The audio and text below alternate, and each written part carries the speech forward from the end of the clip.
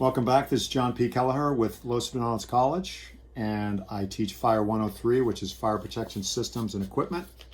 And now we're doing Part 4, which is Fire Extinguishers and Classes of Fire. I'm doing the verbal lectures, and on the PowerPoints are downloaded onto Canvas. And there's also some examples of some fire extinguishers that a lot of students have done on their projects on. They give a visual of what we're talking about. But again, fire extinguishers and classes of fire. So this is Part 4. So let's get to it. In order to understand fire extinguishers, you need to understand what classes of fire there are. If you know what kind of fire it is, then you can use a specific type of extinguishing agent to suppress it. Fuel is a key ingredient. Different types of fuels need different types of extinguishing agents. There are 5 classes of fire. 5 classes. There's Class A, which consists of wood, paper, plastic, rubber, clothes, ordinary combustibles. As I say to people, everything in this room pretty much is Class A fires.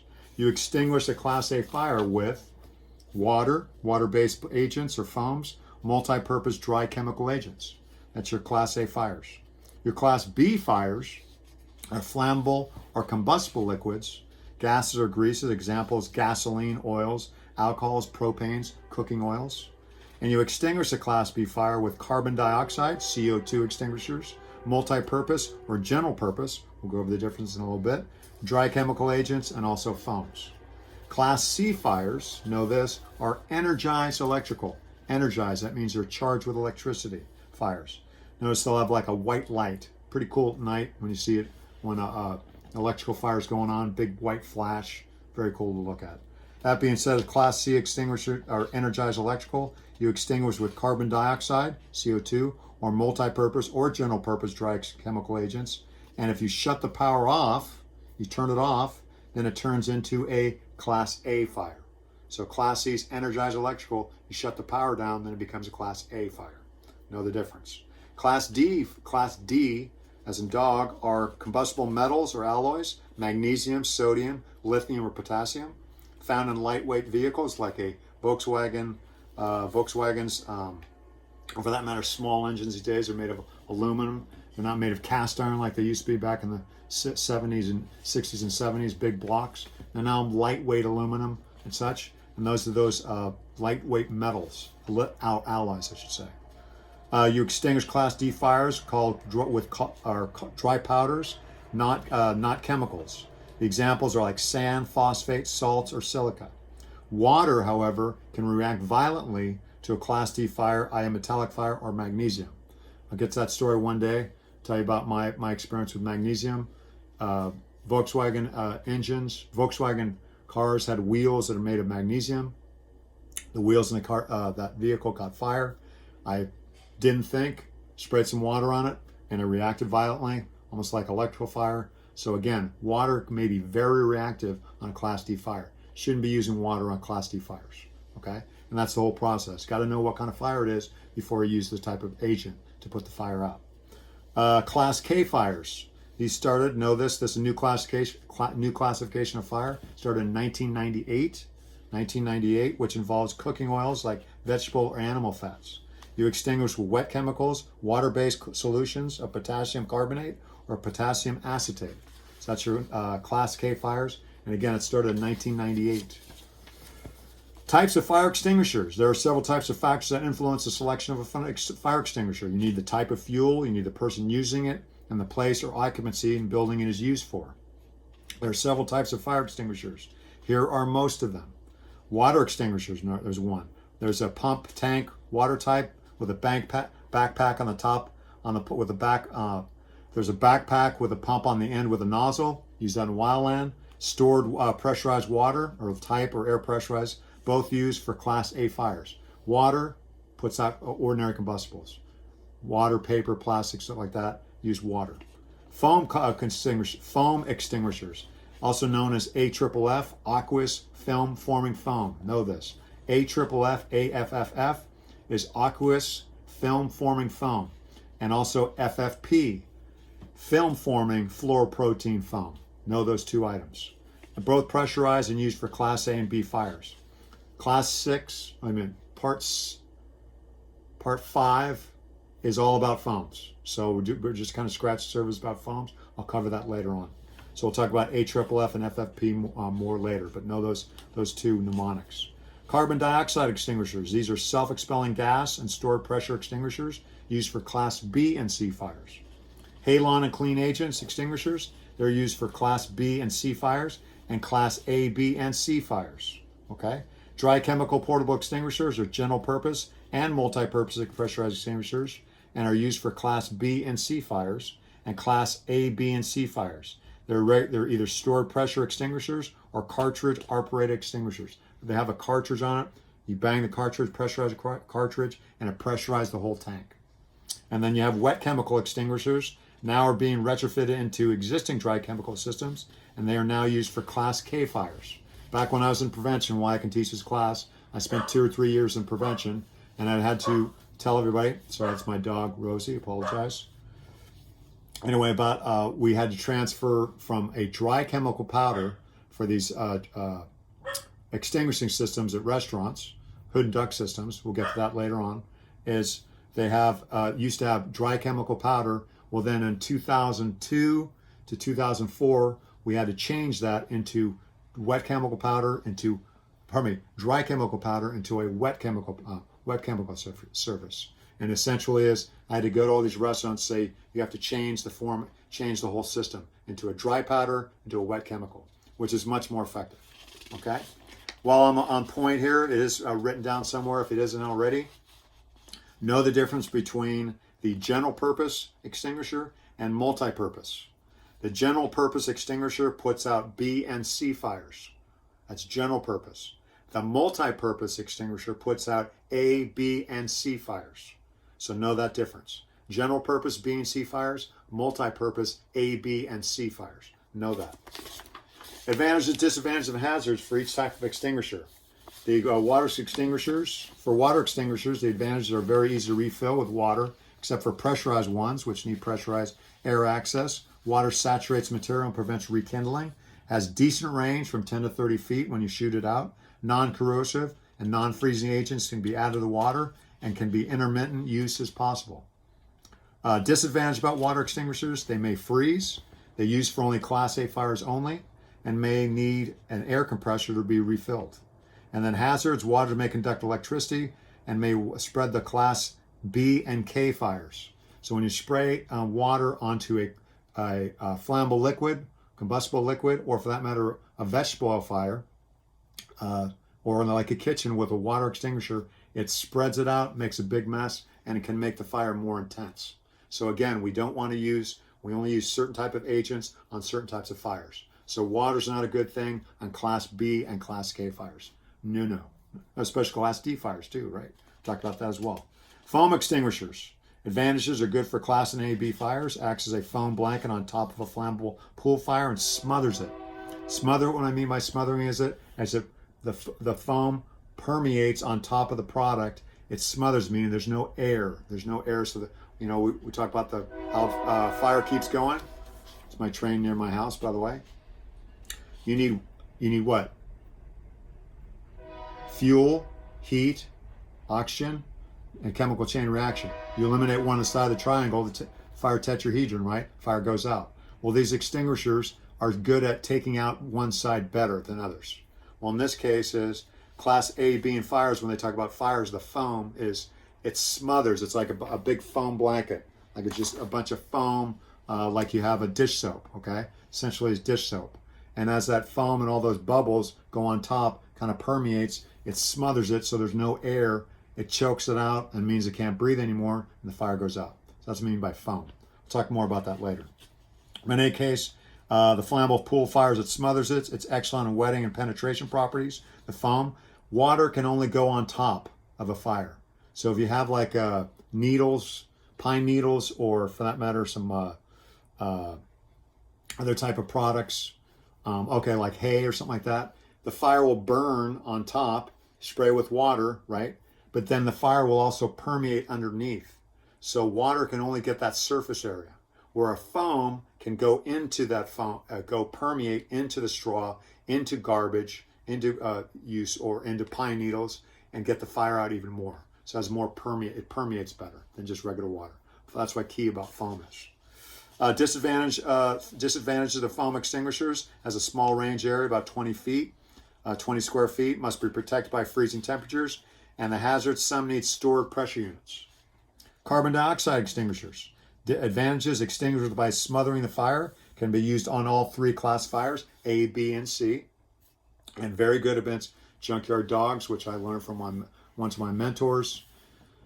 When you had a dog, he told me about this one class, long story, but make it short is, you spray that nozzle, the dog came at them, was attacking them, you don't spray it at them, you spray it near them, the dog freaks out and goes and runs away. So when you get that foam, that carbon dioxide extinguisher, freaks out the dogs, don't spray it at them, of course, but nearby, they run away. And I had that experience late night in Richmond at a medical. Dog came right us at a fence, got the extinguisher, sprayed it near its paws. Dog took off. We took care of the guy and saved his, so he didn't die from a heart attack. So long story short is, carbon dioxide extinguishers are great for A, B, and C fires, and for some ugly, mean dogs. Disadvantage of carbon dioxide extinguishers: discharge very cold and may need gloves, and not to be stored in high temperatures. Hazards: may cause frostbite, have static electricity, and wind may disrupt the efficiency of the fire extinguisher. Remember, carbon dioxide extinguishers come out at a very cold temperature, minus 40 degrees Fahrenheit. They're freezing cold. That's why you have a wand, plastic wand, so you don't freeze your hand because it comes out so cold. Halon and clean agent extinguishers. Advantages: halon is extremely effective against B and C fires. Remember I talked about the products of how fire, what it needs: fuel, heat, oxygen, and the chemical chain reaction. Halon is the most effective for the chemical chain reaction, unlike any other type of product. So remember that as well. Halon is extremely effective against B and C fires, leave very little corrosive and abrasive residue after use. It's a non-conductor of electricity. It's easy to compact and store. Visibility is great after its use. Halon, know this, is 22 more times effective than CO2, and extinguishes by an inhibition of the combustive chain reaction. Remember that chemical chain reaction? Very good against it. Clean agents are used to replace halon and don't contact electricity. When we talk about clean versus dirty, clean agents basically don't leave a residue like halon does. It doesn't leave a residue. It's nice and clean, goes out. Where a dry chemical powder, that's a dirty agent. As it leaves all over, this powder all over everything, it's basically messy, hence we not clean, dirty agent. Still works, but it just leaves a residue. And then lastly about halon, which we'll learn more about, what you'll learn later, is halon's great for that. However, it is effective against the ozone layer, which is not safe for, chemically safe for this product. It's still being used today, but it's very expensive, but it's hard to find. They say you can find it in Sweden for very expensive, but again, it will take out that ozone layer. So halon's very expensive and hard to get, but bad for the ozone layer, okay? Know that. Dry chemical portable extinguishers. Advantages: interrupts the chemical chain reaction and good for B and C fires. Disadvantages: must be refilled by a manufacturer recommended chemical. Increase of pressure could occur because of the chemical mixture, very messy, leaves a residue. There are often confusion between general and multi-purpose. We know the difference, right? General being B and C fires, puts it out, and multi-purpose, A, B, and C fires, puts out. We know that, don't we? Hazard: next mix-up of general and never mix up general or multi-purpose chemicals. Sometimes you can use different agents. An example of that is using different agents that are effective. When I went to Texas and we learned about different types of oil fires and chemical fires, some of the instructors gave us ideas where you use a dry chemical powder, be multi-purpose, and a hose line. And as you spray the water with that dry chemical powder, it intensifies the fire and makes it even better, okay? But you cannot use certain agents together. For instance, you can't use a wet and chemical agent and a dry chemical powder together. Doesn't mix, not good, okay? So certain things mix as well. Most of them, most don't mix well, but certain things don't mix well. But there are certain things that mix quite well, and that was that dry chemical powder and the water. And what that was back in the 80s, way back when I started, we used to go to a fire couple times a month at a barbecue pit down by the Elstree BART station, and the Oak Pit Barbecue. The chimney used to light on fire because of all the creosote buildup and such. So we found that when we spray the dry chemical powder, it knocked it down, but it wasn't that much knockdown. I mean, you put all the fire out. But then if we use a hose line and dry chemical powder, in unison, it goes up, reaches high up into the chimney and puts it out even better. So that's that mix we talk about.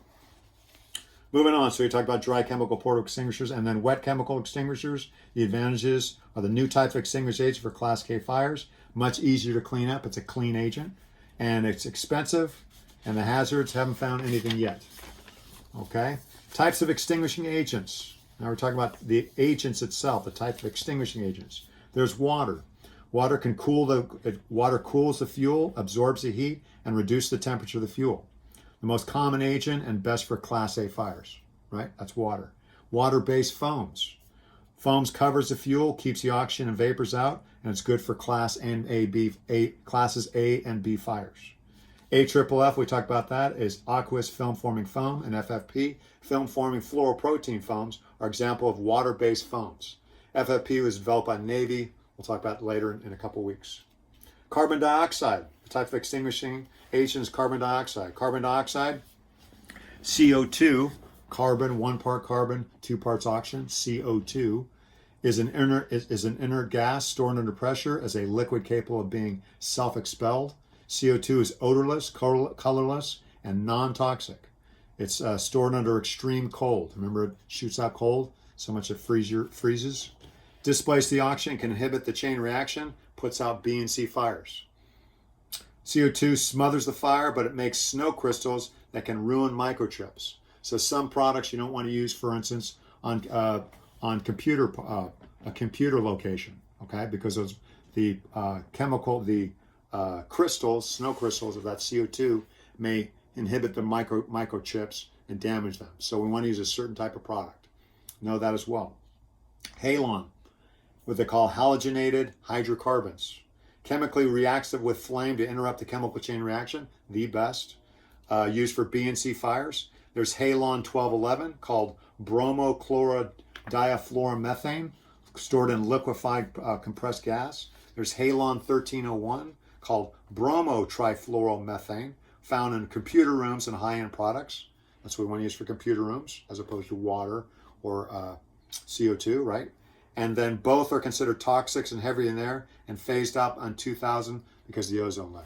They're still in that, it's still around. They say you can buy them in Sweden and such. Very expensive, but again, bad for the ozone layer. Dry chemical agents. They are particles propelled by gaseous medium for distribution, reacts with fuel molecules to prevent oxidation, and leaves many messy residues.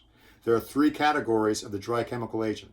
There's sodium bicarbonate base, there's potassium bicarbonate base, and there's 3, the monoammonium phosphate. Always screw that. Monoammonium phosphate. Those are your 3 categories of your dry chemical agents. The sodium bicarbonate is essentially baking soda.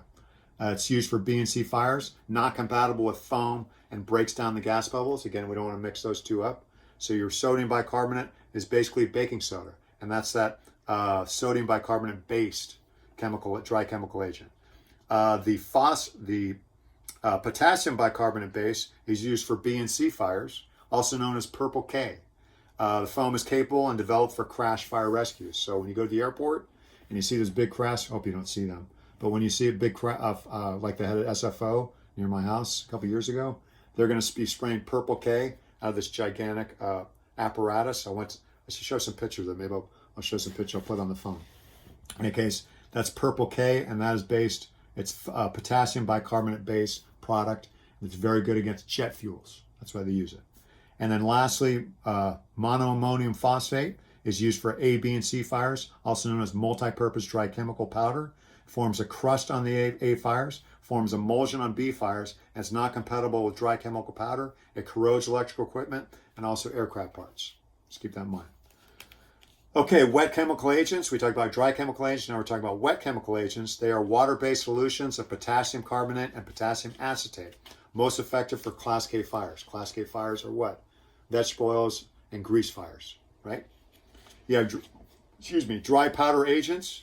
These are used for Class D fires. They smother the fire by forming a crust around the material. excuse me, and provides a coating action. So smothering, getting rid of the air. A coating action is pretty much the same thing as a smothering, but eliminates that air, so it takes the breath out of it. And then we talk about ratings for extinguishers. The rating systems are conducted and classified by Underwriters Laboratory.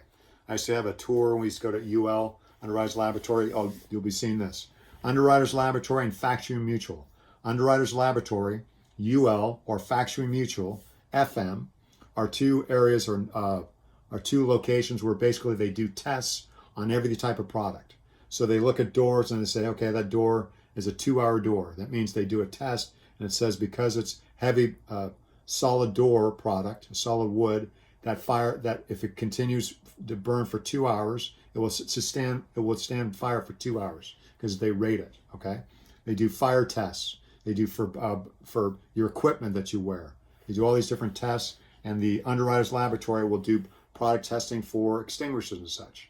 So it'll be UL rated on the fire extinguisher. It will say it's been tested by UL, Underwriters Laboratory, or sometimes Factory Mutual. Know those two items as well. Letter classification for each type for the ratings of extinguishers. There's a letter classification for each type, A through K, and by color and shape. The number ratings are as follows. So if you have a Class A, it's basically based on 13 gallons of water. If you have 1A to 40A, that means if you have one being 1 gallon of water and 40, it's like 13 gallons of water. So 1 being A and the waters, and it is confusing and such. Class B on the number ratings is based on how many square feet of flammable liquid surface. Example, if it says 20B, that means that extinguisher can put out 20 square feet of a flammable liquid fire. Class C and D do not have numeric ratings for each extinguishers. And we'll show that in the extinguisher. Okay? And then care and maintenance of the fire extinguishers. And again, all these things they're going to show. I'll show a video that will break down all this stuff. I'll show a visual of it. Also the PowerPoints, all these the ratings and things so you get a visual of what we're talking about. And then last two parts are care and maintenance of fire extinguishers. Simple inspections and careful storage can prevent most problems. They must be inspected carefully and in a timely fashion. Be ready for use. When you're out there as firefighters, you're going to do mercantile inspections. So you're going to go out and you're going to look at their extinguishers to see if they're in that, if there's a rating, or pardon me, there's a gauge, and there's a yellow and red zone, and there's a green zone. If that needle's in the green zone, that means it's charged appropriately. If it's charged too high, okay, that means it's red, or it's charged too low, it's got to be recharged or redone. We do as old firefighters, we used to do service the dry chemical powder. We had a certain amount of dry chemical powder, like a dish, looked like chalk dust. We take the canister, we fill up about 2/3 full of the canister of the extinguisher, and then we charge it up with air, pressurize it, and basically it's a mix of air and that dry chemical powder. And those particles are so fine that they react and suppress the fire really well. But again, leaves a big mess. So keep that in mind. Okay, so moving on here. So simple inspection, careful storage. I want to make sure the gauge is good. There'll be like a card on it, and it'll say when it was last tested or refilled. And it'll say, okay, I will say like 2020, and it'll say what month, November. Well, that means that's a year after. That's 12 months after that time. So if it's punched at November 2020, that means a year from it has to be rechecked in November of 2021. Okay. Extinguishers could be bracketed or placed in a cabinet and avoid damage or failures. Some are bracketed in the air, some are in a cabinet. Check extinguishers often, but must be serviced annually. I talked about that once a year, annually, once a year. You see that again. They can last up to 5 years without service, they say.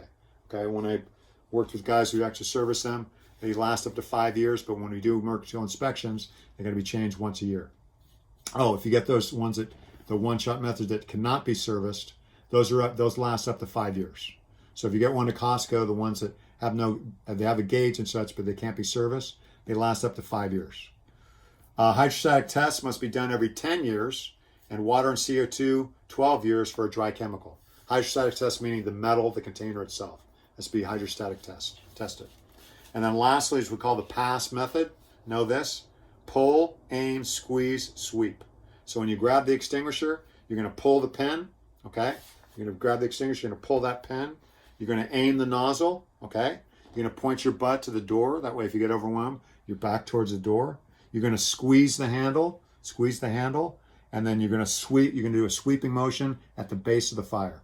Okay, so you grab the extinguisher itself, you pull the pin. Okay, then you're going to aim the nozzle. You're going to have a nozzle at the end. You're going to aim the nozzle at the base of the fire, not where the fire's at, but at the base of the fire. So if fire's here, it's right in the base, somewhere around here.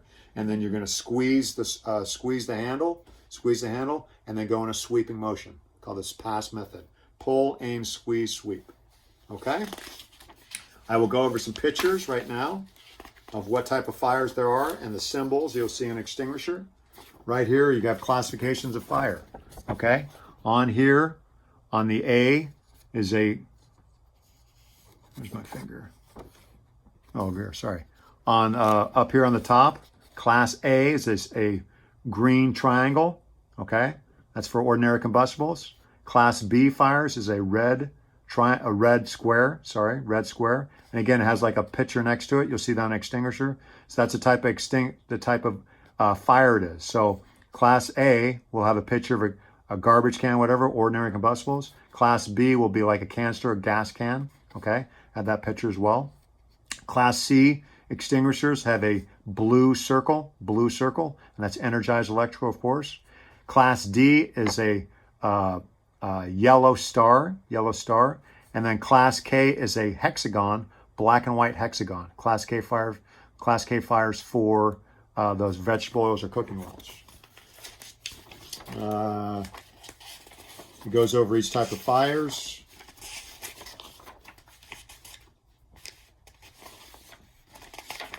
All these different ones. And then what I have here again on your pictures, on your extinguishers. I don't know if you can see this or not.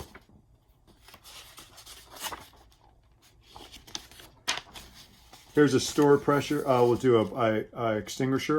There's one of my handouts. This is one we have on the engine, most fire engines right there. That's what they call a multi-purpose dry chemical extinguisher. Okay, pretty heavy. Okay, you have like a little tube right here on the side. There's a canister. You push down right here with your hand, push down on it, and they'll have a canister, and that's that cartridge, pressurize the cartridge and then pressurize the whole canister. So inside the dry chemical extinguisher, right here, as I talked about, here's your canister. You go about 2/3 full of the product, and then you charge it up with the rest. There's your nozzle. There's the nozzle we talked about. There's where you squeeze, okay, and then you sweep, and then there's that canister we talked about. As you push down, that opens up and then pressurizes the whole tank. And that's that extinguisher, dry chemical extinguisher on the engine. Pretty heavy. That's your multi-purpose. Here's a stored pressure water extinguisher. Stored pressure water extinguisher right there. Okay. It looks a little more thinner than the dry chemical powder. The line is different. The nozzle is more to point. There's that handle we talked about. We squeeze the handle. And notice what's inside. It's just basically water. Fills up the water to about 3/4 full, and then you're going to pressurize it. Do you see where that gauge is? Where it goes into the green zone. Okay? And there's your extinguisher right there. That's your water extinguisher. Alrighty. See if I have another picture. And again, we talked about ordinary combustibles and all that kind of good stuff. All right. I think that concludes fire extinguishers. Part 4, and again, the PowerPoint, the video, and some other equipment, other stuff that's going to be on Canvas. We'll just basically see a visual and a better understanding of what my lecture just given you. Okay? Again, this concludes Part 4, fire extinguishers and class of fire.